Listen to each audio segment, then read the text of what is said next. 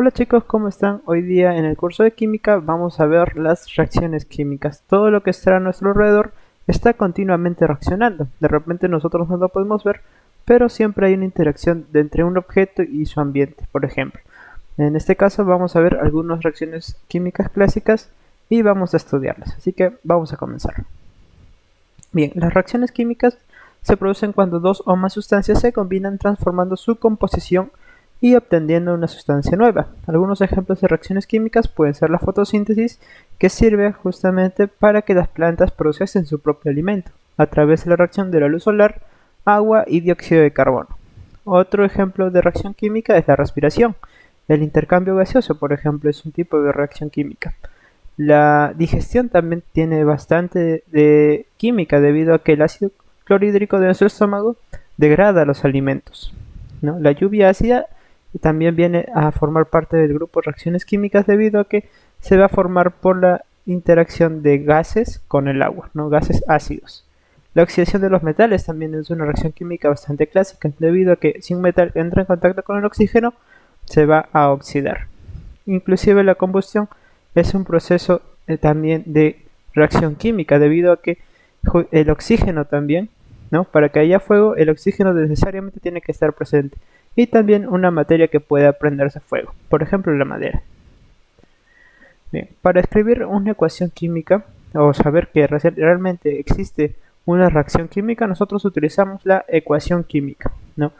Y justamente esta ecuación química van a ver algunas sustancias de ingresos que se llaman reactantes y las sustancias de salida llamadas productos, ¿no? Cuando encuentran dos sustancias, estas dos sustancias, por ejemplo el metano, CH4 y el oxígeno se encuentran, van a reaccionar para formar dióxido de carbono, CO2 y agua, ¿no?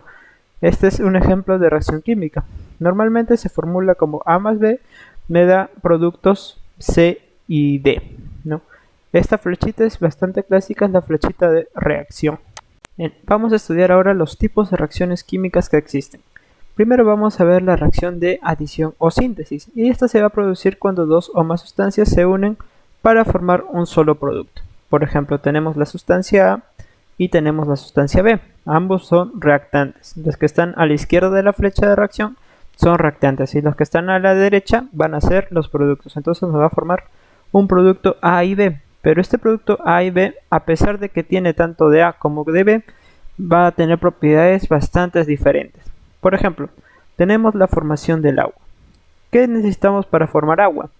Tenemos hidrógeno, o necesitamos hidrógeno, una molécula de hidrógeno, dos moléculas de hidrógeno necesitamos, como nos indica la reacción.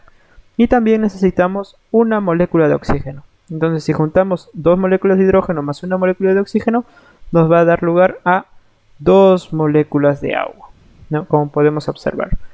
Justamente el agua tiene propiedades bastante diferentes a la del hidrógeno y bastante diferentes a la del... A pesar de que el agua la obtenemos de manera mediante esta reacción bastante sencilla, ustedes de repente habrán escuchado que el agua escasea en muchos lugares y actualmente está pasando eso, ¿no? Pero nosotros, como observamos acá, el agua se obtiene de manera bastante sencilla, solamente juntando dos moléculas de hidrógeno y una sola de oxígeno. La verdad es que para formar esta molécula de agua mediante esta reacción se necesita un proceso bastante grande, ¿no? Aparte que se tienen que tener las condiciones también muy especiales para la formación de agua. Y este proceso es muy caro. No sale económico producir agua de esta manera. Así que se está optando actualmente tratar de desalinizar el agua del océano para poder llegar a más hogares. Es una alternativa que se está dando. Bien. Por otro lado tenemos también la formación de amoníaco. El amoníaco, ¿cómo obtenemos amoníaco? Esta sustancia tan especial para los fertilizantes. El amoníaco lo obtenemos juntando una molécula de nitrógeno y tres moléculas de hidrógeno, ¿no? Cuando tenemos una molécula de nitrógeno y tres de hidrógeno, entonces nos va a dar lugar a dos moléculas de amoníaco, NH3. Y como podemos observar, si juntamos estos dos nos va a dar un producto A y B, ¿no? A más B nos da A y B en esta proporción. Si se dan cuenta, algo bastante interesante es que si nosotros tenemos como reactantes dos nitrógenos, dos átomos de nitrógeno, en los productos también tenemos que tener dos átomos de hidrógeno. Si tenemos acá hidrógeno por 2 y a la vez por 3, una molécula de hidrógeno tiene 2 átomos de hidrógeno, ¿no es cierto? Pero en la reacción tenemos 3 moléculas de hidrógeno, entonces tenemos 1, 2, 3, 4, 5 y 6 átomos de hidrógeno en total. En los reactivos, perdón, en los productos también tenemos que tener los 6 hidrógenos. Lo vamos a ir viendo más detenidamente en los próximos ejercicios. Bien, otro tipo de reacción va a ser la inversa. Ahora se va a llamar reacción de descomposición. Es cuando a partir de una sola sustancia se van a producir 2 o más productos. Es prácticamente lo inverso a de la síntesis, ¿no? Y tiene la fórmula de AB, se va a descomponer en la flechita reacción también en 2 moléculas o 2 sustancias, A más B. Por ejemplo, el agua también se puede descomponer en hidrógeno y oxígeno, ¿no? A altas temperaturas, muy altas temperaturas en realidad, ¿no? Entonces, en este proceso tenemos las dos moléculas de agua, ¿no? Como podemos ver, la bolita roja es el oxígeno y las 2 bolitas azules van a ser los hidrógenos. Esta se va a romper y luego se va a reordenar para poder formar ambos pares, ¿no? Tanto del hidrógeno molecular como del oxígeno molecular. Otra reacción de descomposición que se usa bastante en el laboratorio es el carbonato de cobre. Esta molécula bastante grande se va a descomponer en 2 más pequeñitas, ¿no? Una que tenga cobre y óxido y oxígeno y otra que va a tener el dióxido de carbono. En esta reacción se va a descomponer el carbonato de cobre. Como podemos ver en esta reacción de acá, si se nos da la oportunidad, la podemos hacer inclusive en casa. Cuando nosotros le pongamos bajo un frasco y le pongamos calor, este carbonato de cobre va a desprender dióxido de carbono y como precipitado o como una fase sólida va a ser el óxido de cobre, ¿no? Justamente la reacción de descomposición es cuando tenemos una molécula bastante grande y se va a descomponer en 2 más chiquitas. Ahora vamos a ver la reacción de desplazamiento simple. Y ojo, hay que tener bastante cuidado. Es cuando los átomos de un elemento van a desplazar los átomos de otro elemento en un compuesto diferente. Entonces ya no tenemos solamente 2 compuestos o 2 elementos como teníamos anteriormente, ahora tenemos hasta 3. Tenemos la sustancia A y esto viene a ser una sola sustancia. Ojo, B y C forman solamente una molécula en sí, pero va a tener una composición diferente. Entonces la sustancia A va a reaccionar solamente con una sola molécula de la sustancia BC. En este caso A va a reaccionar con C.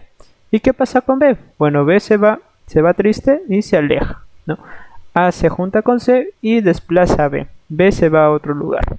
Por ejemplo, tenemos la reacción de zinc sólido con ácido clorhídrico, HCl.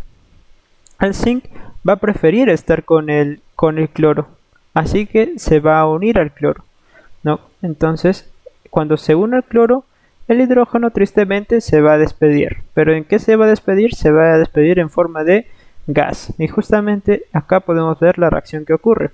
Estas son algunas granallas de zinc, zinc metálico, zinc en estado sólido, y va a reaccionar con una solución de ácido clorhídrico, lo que es justamente la parte acuosa.